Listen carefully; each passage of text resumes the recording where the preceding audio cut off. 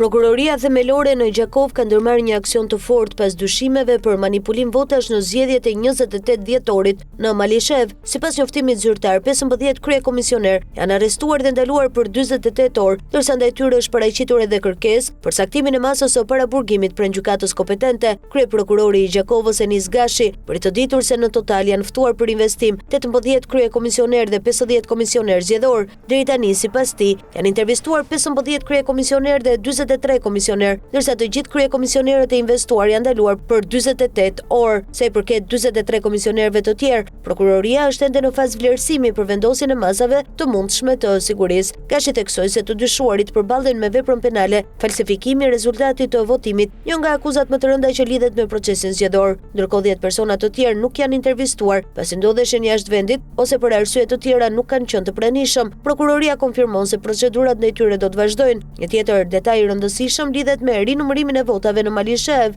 Sipas kryeprokurorit, në këtë komunë kanë qenë 75 vendvotime dhe nga rinumërimi ka rezultuar se 9057 vota janë shtuar, ndërsa 7996 vota janë hequr. Hetimet vijojnë, ndërsa rasti pritet të ketë zhvillime të tjera të rëndësishme në ditët në vijim.